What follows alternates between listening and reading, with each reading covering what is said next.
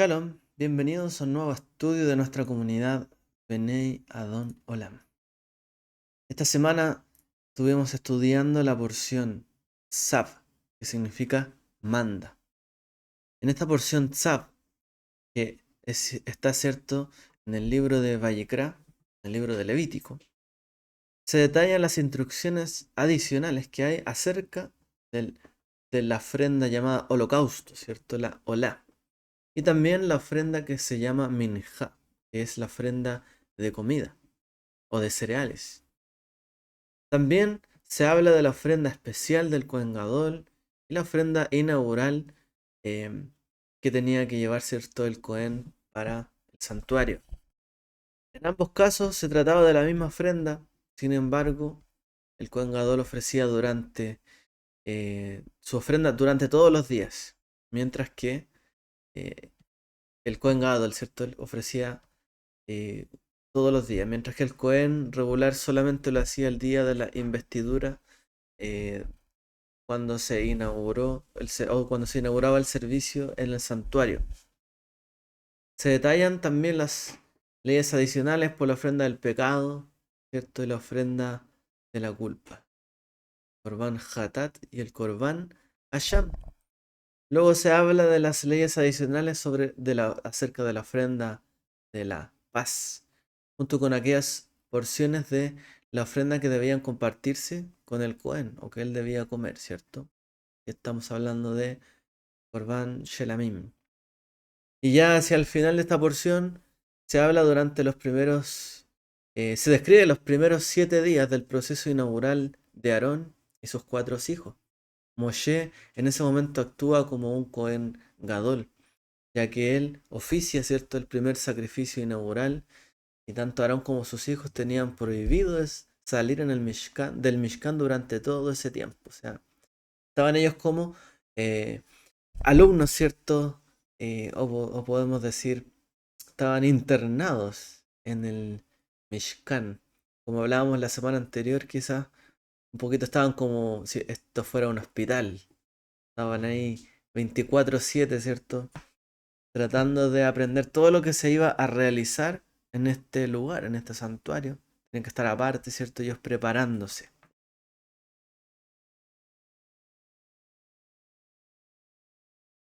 Ahora, ¿de qué quiero comentar hoy día en particular? La pregunta de hoy es, ¿y por qué hacer sacrificios? ¿Por qué sacrificar animales? ¿Por qué hacer sacrificios? ¿Por qué llegamos hasta esto de tener que hacer sacrificios? Bueno, sin duda, los sacrificios no han formado parte de nuestra vida, ¿cierto? De nuestra escuela bíblica, la Torá, ¿cierto? O de la vida judía, o de la vida cristiana inclusive. No ha formado parte desde que ocurrió, ¿cierto?, la destrucción del segundo templo. No tenemos, ¿cierto?, una cultura de sacrificio. Y eso pasó hace 2000 años. Ahora, si nosotros decimos que los sacrificios son un medio para un fin, porque el final de todo no era hacer sacrificios, pero si era entonces un medio para un fin, ¿por qué Dios eligió esto para el fin el fin que él esperaba, el propósito, en otras palabras? Esta es por supuesto una pregunta muy compleja y profunda, ¿cierto? Para todos aquellos que estudian la Torá y lo hacen de manera, ¿cierto?, seriamente. Existen muchas respuestas para esto. ¿Por qué existen los sacrificios y por qué se utilizó este medio para un fin particular? Luego, ¿cierto? Vamos a conectar esta consulta a través de un ensayo, ¿cierto? Que vamos a reflexionar del rabino Yosef Albo en el libro Sefer al-Kikarim, algunos otros textos, ¿cierto? También. Y vamos a conectarlo también con Pesaj, que es lo que vamos a vivir, ¿cierto?, en unas horas más. Bueno, ¿qué decía Rabí Yosef Albo? Él no partió su pregunta diciendo por qué los sacrificios, sino que él partió preguntándose dos cosas antes. ¿Por qué ocurrió que después del diluvio Dios permitió que los seres humanos comieran carne? Recordemos, ¿cierto?, de que antes, desde Adán, ¿cierto? Abba, como describe la Torá, las personas no comían carne, comían frutos, verduras, cuidaban, ¿cierto?, la creación, pero no comían carne. Eso aparece, ¿cierto?, en la escritura. Entonces, ¿por qué en este relato, ¿cierto?, dice que Dios cambiaría de opinión? ¿Por qué creó al hombre, a la mujer, ¿cierto? Les dijo, y para que no comieran carne, y de un momento a otro les dijo que ahora podían comer carne. ¿Qué hizo que cambiara esta postura? Otra pregunta. ¿Qué había de malo en el primer sacrificio que se hizo en la historia? ¿Cuál fue ese sacrificio? El de Caín y Abel, o Caín y Hebel, ¿cierto? Y la ofrenda de Caín fue algunos frutos de la tierra, algunas hortalizas. Pero resulta que Dios rechazó la ofrenda de Caín y esto condujo, por así decirlo, directamente al primer asesinato, donde Caín mata a Hebel. Entonces, ¿qué estaba en juego en estas diferencias entre la ofrenda de Caín y Abel que trajeron ante Dios? El rabino Yosef Albo, él creía que matar animales para comer es intrínsecamente malo. Podríamos decir hoy día una persona, como muchas personas, ¿cierto?, están en contra de comer carne. Bueno, el rabino Yosef Albo decía, en realidad, comer animales está intrínsecamente mal, ya que implica quitarle la vida a un ser viviente para satisfacer nuestras necesidades. Desde el término moral más puro, por así decirlo, ¿cierto? Bueno, estoy matando a un ser vivo para comer yo. En realidad quizás podría alimentarme de otra forma y no tener que matarlo. Ok. Ahora, quitarle la vida a otro ser para satisfacer mi necesidad es mal, ¿ok? Pero Caín también sabía que esto estaba mal. ¿Por qué hizo entonces aquello de matar a su hermano?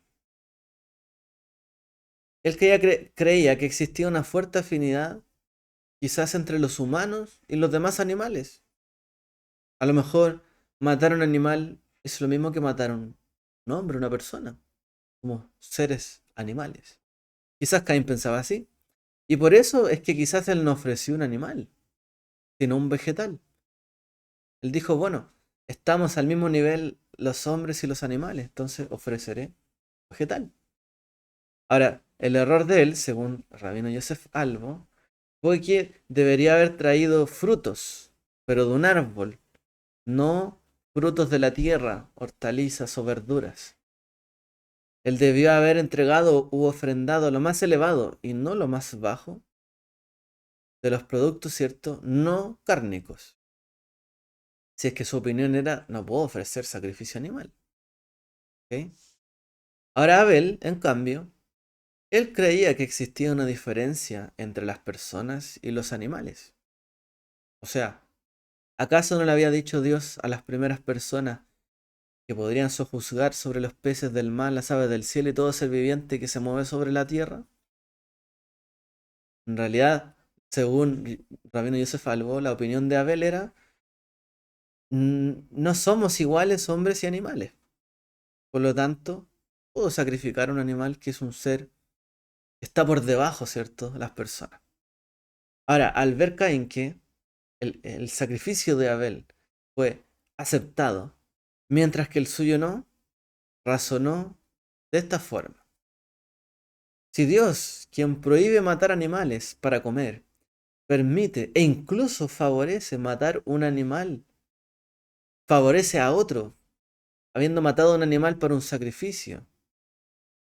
Y sí, como creía Caín, no existe una diferencia fundamental entre humanos, ¿cierto? Y animales, entonces yo ofreceré al ser vivo más elevado como sacrificio a Dios, es decir, a una persona, es decir, a mi hermano Abel. Y según este razonamiento, dice Rabino Yosef Albo, Caín mató a Abel como un sacrificio humano. O sea, Dios tenía prohibido comer carne. ¿Por qué entonces Abel mató a un animal y fue bien acepto? En cambio, el sacrificio de él no. Pero si no se podía matar animales, y si él consideraba que el animal estaba al mismo nivel que el hombre, bueno, voy a ofrecer entonces, si no le gustó mi sacrificio de hortalizas o frutos de la tierra, ofreceré el ser más elevado, una persona, es decir, su hermano Abel. Bueno, con este razonamiento, ¿cierto? Dice Rabino Yosef Albo, es que Dios permitió el consumo de carne después del diluvio. ¿Por qué? Pues antes del diluvio, el mundo, y dice la Torá, estaba lleno de violencia. Y quizás esta violencia está intrínseca en toda la naturaleza humana. Es decir, somos de por sí, en nuestro interior, violentos. Y el mundo se había llenado de violencia. Entonces, si se permitiera la existencia de la humanidad, después de toda esa violencia, bueno, tendría que moderar Dios su exigencia hacia la humanidad. Es decir, no pueden matar animales ni para comer. Pero resulta que llegamos a un punto de tal violencia donde la gente se está matando unos a otros. Incluso para ofrecerse como sacrificio a Dios. Bueno, esto pasó en la antigüedad, ¿no? Pasaba mucho. Y quizás sigue pasando el día de hoy. Entonces, claro, el mundo estaba lleno de violencia. Entonces Dios, por así decirlo, tuvo que disminuir sus exigencias a la humanidad. Bueno, no le puedo pedir que no mate ni siquiera a un animal si se van a matar entre ellos. Como la violencia está en su interior, entonces los humanos podrían matar animales en lugar de matar seres humanos para poder comer y satisfacer quizás esa violencia interna que había en ellos. Ya que la única forma de vida, que no solo es creación de Dios, sino que también es imagen de Dios. ¿Quién? El ser humano. Somos imagen de Dios, no solamente creación, sino imagen de Él. Entonces, si nos matábamos entre personas, estaríamos desafiando o destruyendo la imagen de Dios. Para ello se dice, Dios permitió matar animales. De allí la consecuencia y los dichos de la Torá, que parecen muy difíciles de entender si uno los lee rápidamente, después de que Noé, por ejemplo, y su familia llegaran a tierra firme, dice así la Torá. Y entonces Noah construyó un altar al Señor y tomando todos los animales y aves puras, sacrificó sobre él, en este altar. Y el Señor percibió el aroma agradable, dijo en su corazón, nunca más maldeciré la tierra por causa del hombre, aunque toda inclinación de su corazón sea mala desde su infancia. Y luego el Eterno bendijo a Noah y a sus hijos, diciendo, todo lo que vive y se mueve les será de alimento. Así como les di plantas verdes, ahora les doy todo. Y el que derrame sangre de hombre, por el hombre su sangre será derramada, porque imagen de Dios es hecho el ser humano.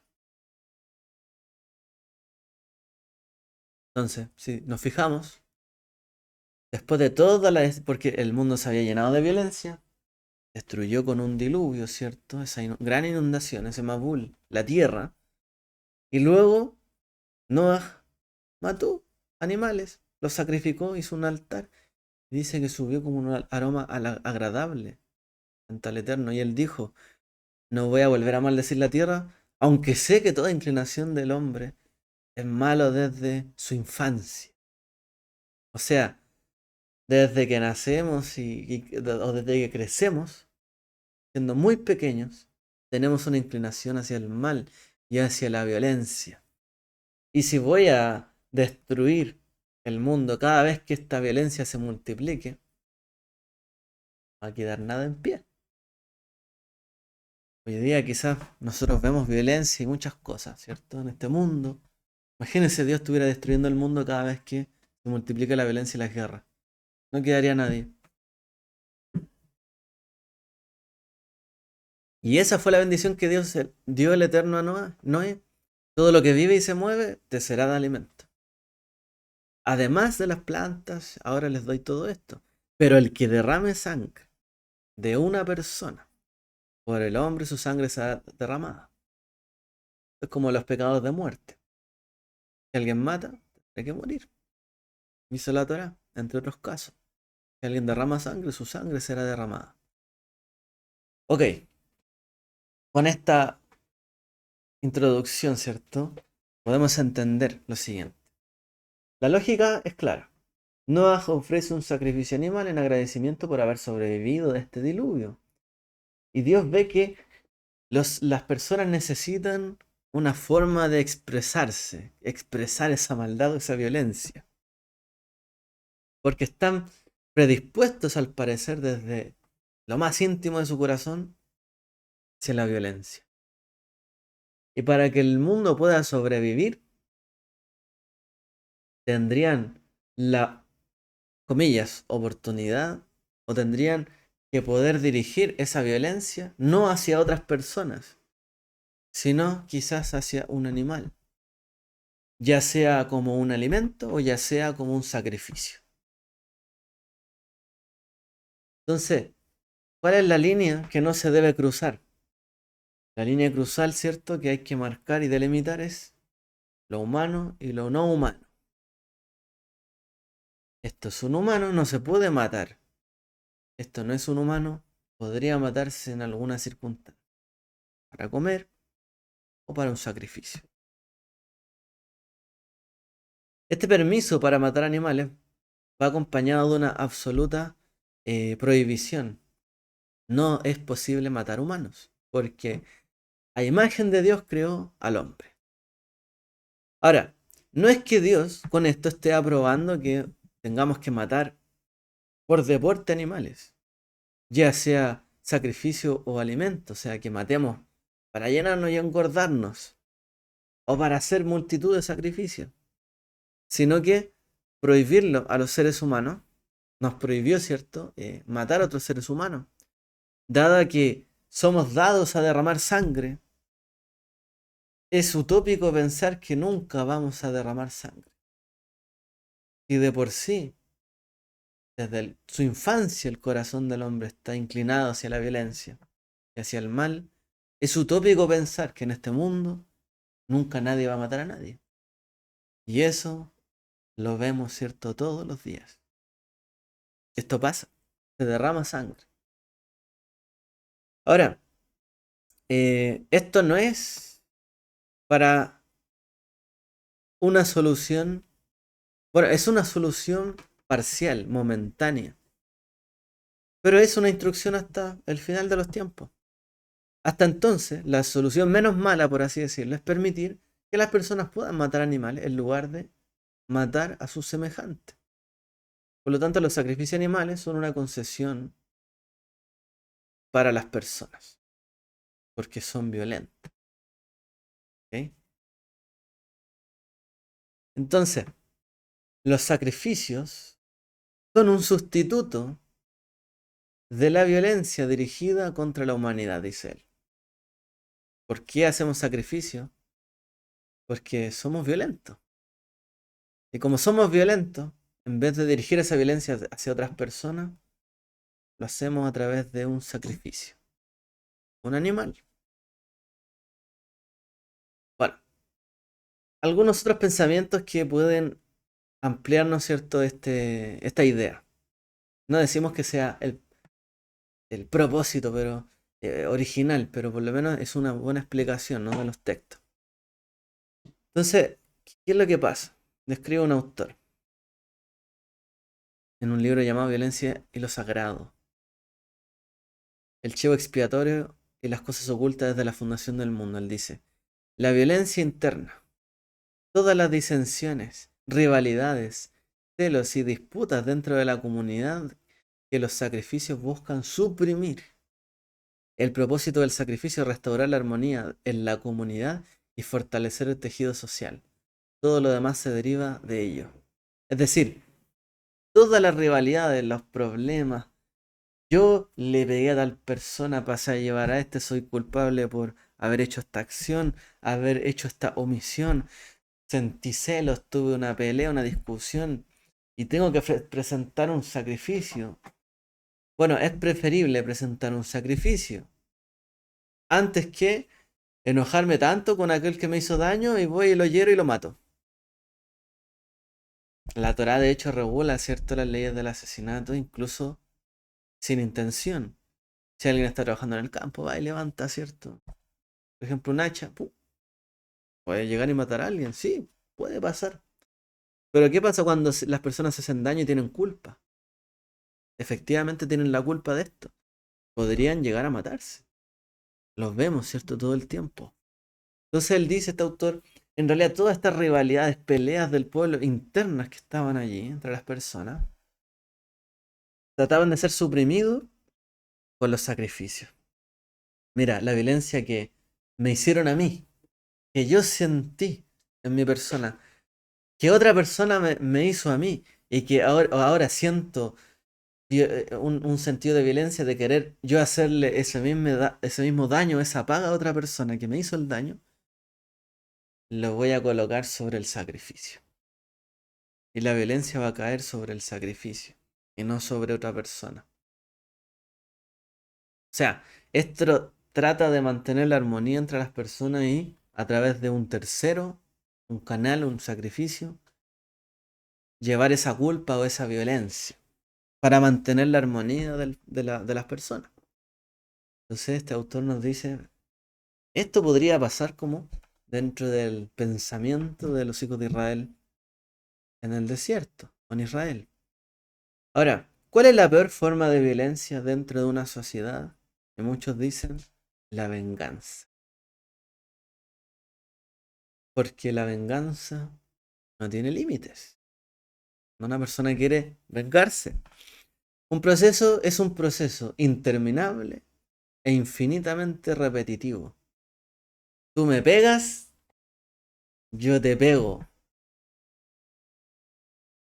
¿Qué dice la Torá?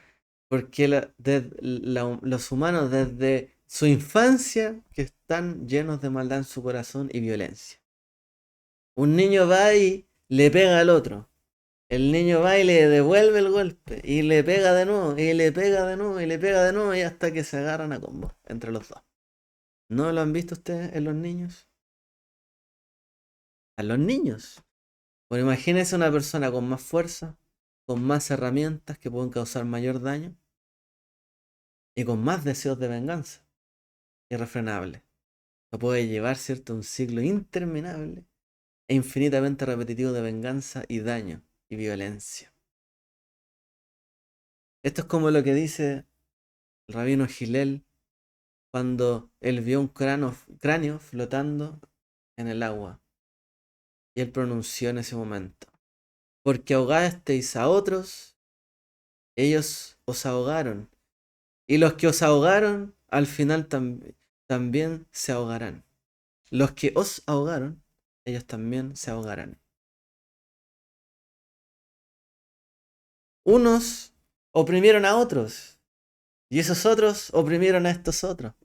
Pero al final, los últimos que oprimieron al perjudicado también se ahogarán, dice, en su venganza. Mishnah Avot 2.7. Entonces, el peor tipo de violencia es la venganza. Quizás también esto es lo que sintió, ¿no?, Caín, y así lo interpretamos. Bueno, cuando mató a Abel, bueno, aceptó su sacrificio, no el mío. Violencia, venganza, muerte. Y digámoslo así, no hay ningún final ni un término cuando se trata de represalias y venganza. No hay un final natural. Bueno, vean ustedes hoy día lo que está pasando con Israel y Hamas y Palestina. Esto se trata de un ciclo ininterminable de represalias, venganzas de acá para allá, de allá para acá, de acá para allá, de acá para acá, y todo el tiempo. Y esto no para ni culmina. Porque mucho de ello se trata de la venganza. A lo mejor muchos dicen un día, yo abogo por la solución de la paz. Pero ¿qué pasa si el otro día viene un terrorista y mata a tus hijos? Tú vas a querer vengarte. Este es un ciclo interminable cuando el odio es cierto y la violencia se apodera de las situaciones. Los carteles de narcotráfico siguen matando. Las mafias siguen matando. Unos siguen matando a otros y otros siguen matando a estos otros. Y siguen existiendo guerras de clanes, guerras de países, etc. Parece ficción, pero esto sigue ocurriendo.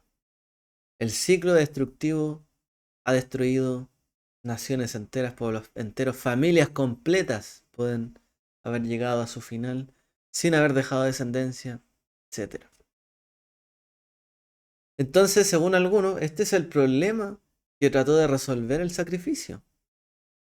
Es un acto religioso, sí, pero este sacrificio trata de ser un chivo expiatorio, como se dice. Una expiación, en vez de hacer algo, hacemos esto. Entonces, si una tribu A y una tribu B han estado luchando todo el tiempo, quizás pueden sacrificar un miembro de la tribu C para saciar la sed, ¿cierto?, del derramamiento de sangre, sin buscar venganza. Especialmente si esta tribu C no está en la posición de tomar represalias. Los sacrificios desvían la energía destructiva de la reciprocidad violenta. Esto es sencillo. Cuando dos se están peleando, viene otro y que dice, bueno, en verdad, esto lo hemos visto. Tienen razón, se pelean, se odian y de repente aparece un enemigo en común y lo atacan a él. Y sobre todo si no se puede defender. Y después terminan como amigos. Esto ha pasado mucho en la historia. Ahora, ¿por qué entonces si la violencia es inherente a nuestra naturaleza, los sacrificios son característicos de las sociedades antiguas y no de las modernas hoy día? ¿Por qué hoy día no pasa esto de los sacrificios? Si decimos que en realidad hay que reprimir la venganza con sacrificio, ¿por qué hoy día no hay tanto sacrificio? Bueno, este autor también que nos decía lo anterior, también señala, la venganza es un círculo vicioso cuyo efecto en las sociedades primitivas no solo puede conjeturarse. Para nosotros el círculo se ha roto. Debemos nuestra buena fortuna, sobre todo, a nuestras instituciones sociales, nuestro sistema judicial, que sirve para desviar la amenaza de la venganza. El sistema no suprime la venganza, más bien se limita a un único acto de represalia, ejecutado por una autoridad soberana, el Estado, ¿cierto?, especializada en esta función, o el órgano judicial. Las decisiones del Poder Judicial se presentan invariablemente como la última palabra sobre la venganza. Ahora, nosotros no podemos aceptar esto y ya, porque la justicia no es venganza. No existe la justicia para suprimir la venganza. Nosotros no creemos eso de acuerdo a la Torá. Pero la retribución no es venganza. Y aquí hay otra palabra, retribución. Justicia no es venganza. Porque lo que hace la justicia es dar retribución al daño causado. A cada cual su paga. Y esto no es venganza. Porque la venganza puede ir entre tú y yo, entre nosotros y ellos. Es personal. Pero la retribución o la paga por haber cometido un acto violento es impersonal. Se trata de un juicio imparcial de la ley. Pero el argumento que nos dio tiene mucho sentido y es correcto en su esencia. El único antídoto contra la violencia hoy día ha sido el Estado de Derecho de las naciones y de los pueblos. Pero a Dios se le llama, de hecho uno de los nombres de Dios, ¿cierto? Es el Dios compensador o retribuidor. Y no es que Dios eh, sea siempre el que se venga, no. Dios retribuye a cada cual lo que hace. Y en una parte dice, mía es la venganza. No se vengan ustedes, porque van a matarse unos a otros. Mía es la venganza. Yo voy a producir hambruna, esto, otro, peste, terremoto, lo que sea, y voy a traer, ¿cierto?, la retribución. Pero ustedes no o cometan venganza, dice la Torá. El sacrificio, por lo tanto, y ahora ya vamos de lleno, ¿cierto?, hacia nuestra última parte. El sacrificio, al igual que el consumo de la carne, tiene como un sustituto a la violencia, por lo tanto. Nos ayuda a comprender también la profunda intuición de los profetas de por qué ellos creían que los sacrificios no eran un fin en sí mismo. Cuando leemos a Isaías, Jeremías, y dicen, estoy harto de sus sacrificios. O sea, el fin no era hacer sacrificios. Era parte del programa de la Torá para crear un mundo redimido del interminable ciclo de la venganza. Otra parte de este programa de la Torá, también, y el mayor deseo de Dios, no es simplemente de que se acabe la venganza, es que gobierne la justicia y la verdad, y no haya más violencia. Por eso, el Eterno le dijo a Abraham, y este es el pacto que hizo el Eterno con su pueblo: instruye a tus hijos y a tu casa después de ti a seguir el camino, practicando la justicia y el derecho. Que le enseñó el Eterno a Abraham y a toda su descendencia: instruir a ti y a tu casa después de ti a seguir el camino del Señor, practicando justicia, juicio. ¿Es el camino de los hijos de Israel la venganza? No. ¿Es el camino de los hijos de Israel la violencia? No. Es el camino de los hijos de Israel seguir la justicia y el derecho. Si alguien me hizo daño, voy y le hago daño de vuelta. Voy y busco justicia y juicio. Dentro de esos marcos puedo actuar, por supuesto. O sea, si dentro del marco de la justicia alguien me quiere hacer un daño, puedo yo, antes de que cometa ese daño, defenderme y hacerle quizá un daño a él para que no me cometa a mí el daño. Está bien, está dentro de justicia, de ley. Pero nuestro camino, ¿cierto?, es seguir practicando justicia y juicio, no venganza, ¿cierto? Interminables que nunca van a acabar. Y este es el gran problema que vemos, ¿cierto?, hoy día en Israel y sus vecinos.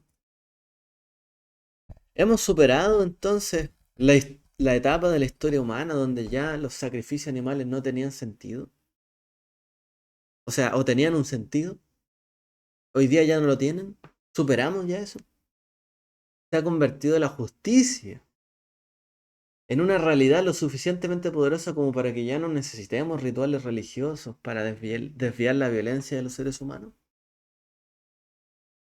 Los humanos siguen siendo violentos. Siguen quebrantando la justicia. En realidad, no hemos superado todo esto. Como para decir también, ya no hay más sacrificio. Ni siquiera hemos superado todo esto. Bueno, tenemos ejemplos históricos. La caída de la Unión Soviética, la caída del muro de Berlín, el fin de la Guerra Fría. Sí, llevaron a algunos pensadores a decir, al fin el mundo, después de casi haberse destruido en las dos guerras mundiales, ha llegado a la paz. Hay un ciclo de paz.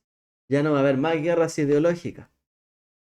Ya el mundo va a guiarse por una economía libre, de transar y democracia, ¿cierto?, para los países.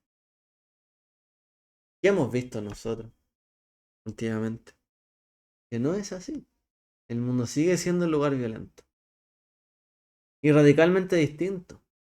Se produjeron muchos conflictos étnicos, violentos, en Bosnia, Kosovo, Chechenia, Ruanda, Medio Oriente, la África subsahariana, Asia, etc. No ha dejado de ocurrir violencia en este mundo.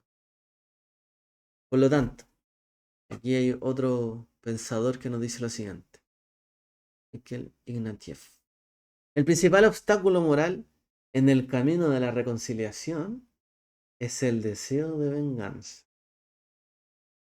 El obstáculo moral cuando yo me quiero reconciliar con alguien, que yo me quiero vengar. Ahora bien, la venganza suele considerarse como una emoción baja e indigna. Por ello, rara vez se comprende su profunda influencia moral en las personas. Pero la venganza moralmente considerada es un deseo de mantener la fe en los muertos, de honrar su memoria retomando su causa donde la abandonaron. La venganza mantiene la fe entre generaciones. Porque alguien se quiere vengar de otro. Mataron mi hijo. Honro su memoria y quiero venganza. ¿Por qué? Porque quiero honrar su memoria. Porque su vida terminó abruptamente. Llegó hasta allí. No pudo seguir viviendo más adelante. Todo lo que quería y sus planes se acabaron. Entonces, ese deseo de venganza es también algo moral. Un deseo moral también, aunque podemos decir, parece una emoción muy indigna y baja, pero es un deseo moral. De querer mantener vivo, ¿cierto? Los recuerdos, la persona, su integridad, la fe en esa persona. Retomar lo que abandonaron abruptamente por culpa de otros. Y el deseo de venganza muchas veces, de no olvidar las cosas que se han sufrido, también mantiene la fe entre generaciones. Bueno, vea usted aquí en Chile, ¿no? Por todo el caso en su momento, de los detenidos desaparecidos, la violencia que ejerció el Estado, ¿cierto?, sobre las personas. Hasta el día de hoy esto, hay personas que siguen ahí, lo mantienen vivo. Justicia para, justicia para, justicia para. Y lo mantienen ahí. Esto es algo que para algunos les parece, uy, todo el tiempo quieren vengarse. Pero de todas formas es parte de nuestra naturaleza humana. Por lo tanto también es parte de nuestra moral. Este deseo. Aunque sea bajo e indigno muchas veces, es parte de y uno tiene que reconocerlo. La gente se siente dolida y quiere muchas veces recordar esto y mantenerlo ahí vivo. No podemos llegar y callar todo esto. Silenciar. Bueno, este ciclo de recriminaciones intergeneracionales no tiene un final lógico, pero es la misma imposibilidad de la venganza intergeneracional lo que encierra a las comunidades en la compulsión de repetir. O sea, es imposible vengarse todas las generaciones sobre un tema. Pero, como es imposible, tampoco queremos que se vuelva a repetir y lo mantenemos vivo, para que no se repita. ¿O acaso Israel ha querido vengarse todo este tiempo de los alemanes o de los nazis? Pero lo mantienen vivo. Todas las generaciones recuerdan la memoria, memoria, memoria. Que no se repita, que no se repita. Nos recordamos, que no se repita. La reconciliación no tiene que ver, o sea, no tiene ninguna posibilidad contra la venganza. A menos que se respete la emoción que sustenta la venganza. A menos que se pueda reemplazar el respeto que implica la venganza con rituales en los que las comunidades que alguna vez estuvieron en guerra aprendan a lamentar juntos a sus muertos. ¿Qué es más fuerte? ¿El deseo de reconciliarse o vengarse? Lo último. Y la única forma de lograr la reconciliación es respetar las emociones que surgieron en las personas que quieren y desean venganza. Pero a su vez, tiene que haber un espacio en común, un respeto en común. Y respetar que él va a querer mantener viva aquello que sufrió esa pérdida. Y yo voy a tener que respetar esa memoria. Y tenemos que lamentar juntos que las cosas se hayan dado así. Y esto es lo que hoy día se hace. Se recuerda, por ejemplo, el Holocausto. Alemania hace grandes recordatorios de esto. Israel lo hace en todo el mundo. La otra vez participamos, ¿cierto? Se recuerda del Holocausto. Y lamentamos juntos la gente que fue dañada. Aunque quizás uno pueda ser descendiente de los que mataron a otros y otro descendiente de los que fueron muertos. Pero podemos lamentarnos juntos de esto, por un espacio de respeto en común. Pero si no hacemos esto, quizás el deseo de venganza vuelve a nacer y vuelve a lastimar y dañar. Vea usted también el caso de Israel y Palestina hoy día, llenos de difuntos y muertos y deseos de venganza. Tienes un espacio, un común de respeto, ¿cierto? Para todas las vidas que se han perdido. Porque, digámoslo, muchas, miles de personas están muriendo. ¿Y cuál es el respeto y la dignidad que se les da en medio de una guerra a todos estos cuerpos o personas o familias para hacer un espacio en común donde lamentemos todos cómo se han dado las cosas? En medio de una guerra, eso no es posible verlo hasta que el deseo de venganza baje y venga la reconciliación. Es muy difícil todo esto, ¿no? Bueno, lejos de hablar de todo, una generación pasado olvidada, en realidad está más vivo que nunca esto de lo que estamos hablando. En primer lugar, la violencia sigue siendo parte de las personas. Y es muy peligrosa la venganza cuando se combina con una ética de venganza. Y pueblos tienen una ética de resentimiento y ética de odio y ética de represalia contra otros. Y tienen una forma de actuar así. De nuevo, vea el ejemplo hoy día, Israel y Palestina. Y hay grupos que mantienen una ética de la venganza y hacen toda una estructura social de la venganza. Jamás va a detenerse la venganza, pero cuando se combina con estos elementos de una ética de venganza, esto es un desastre. Y en un segundo lugar, en lugar de negar la existencia de la venganza, tenemos que encontrar formas de reorientarla. Cada uno de nosotros a veces nos sentimos muy enojados, frustrados, con deseo de vengarnos, pero no vamos por ello a dañar a otras personas, llegar incluso a matar a otros. No podemos derramar sangre de personas.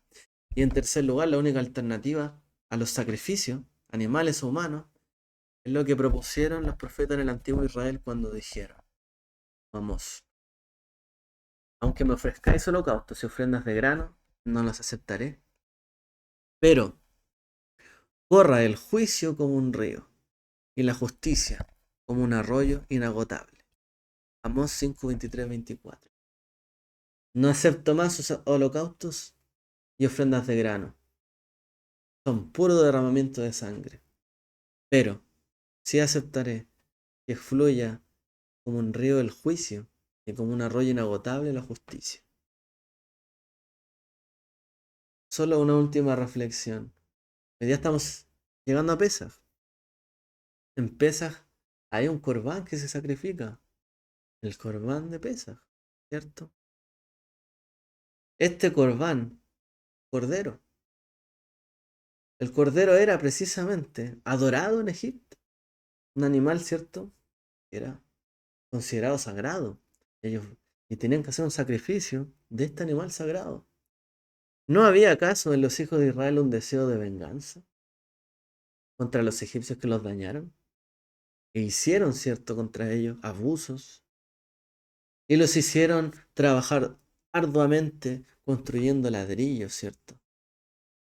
Y día y noche y estar ahí en el calor, en medio de toda la aflicción que sentían.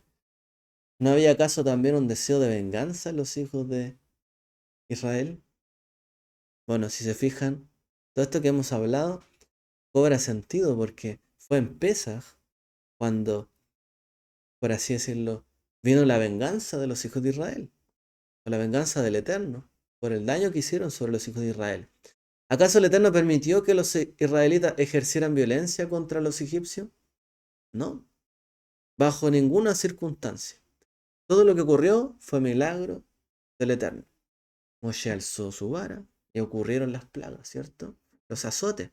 Pero fue Dios el que tomó, por así decirlo, esta venganza. Y en el día de Pesaj tenían que comer este animal que ellos adoraban y que quizás estaba prohibido comer. Y tuvieron que degustar ese animal que estaba prohibido en Egipto, comerlo, saborearlo, hasta el último de sus trozos. Una forma, ¿cierto? Podemos decir de degustar y saborear todo lo que ellos nos tenían prohibido y adoraban y lo consideraban más sagrado, lo estamos comiendo nosotros. Y además hay una señal de derramamiento de sangre en sus puertas. Pero en realidad el derramamiento estaba ocurriendo fuera de sus puertas, en Egipto. En cada uno de sus casas con el primogénito. Y esta fue de por sí, decir, la venganza de los hijos de Israel que Dios hizo, ¿cierto? Para ellos, ¿cierto? En Pesaj.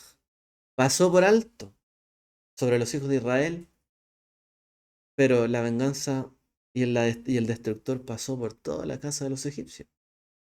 Entonces este sacrificio recuerda, por así decirlo, todo este sufrimiento y padecimiento de los hijos de Israel, que vivieron ahí en Egipto y sufrieron y padecieron. Y de nuevo, ¿y cómo se sacia ese deseo de venganza? Con reconciliación, con memoria y un espacio de respeto y recuerdo en común. Por eso los hijos de Israel hasta el día de hoy recuerdan estos acontecimientos.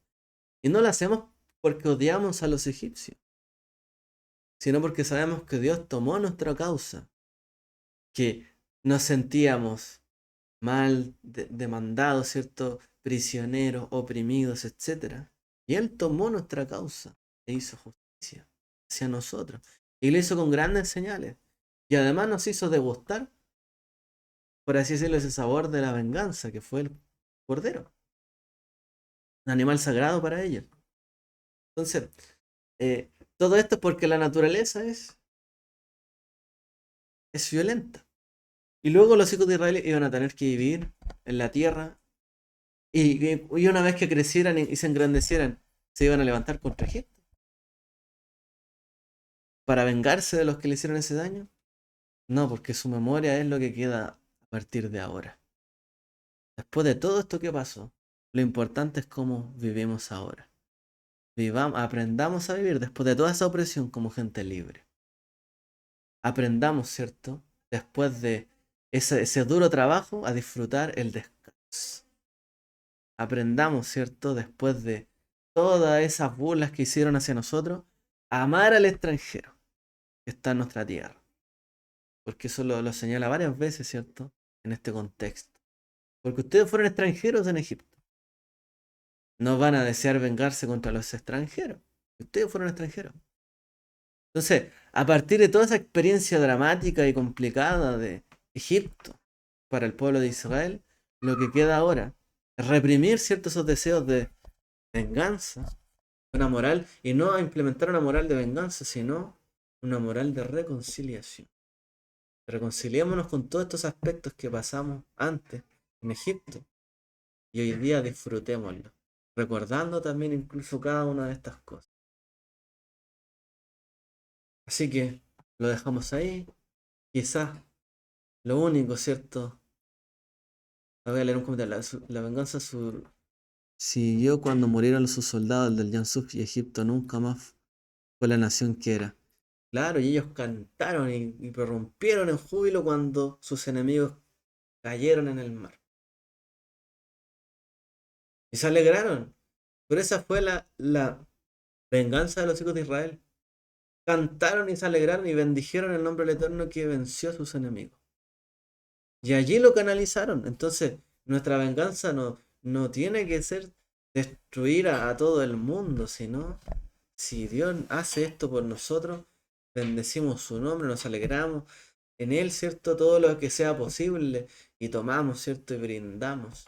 Pero también recordamos la aflicción, pero a partir de aquí, en Él, ¿cierto? Es donde nos refugiamos en la fe y la esperanza de que las cosas van a cambiar y han cambiado.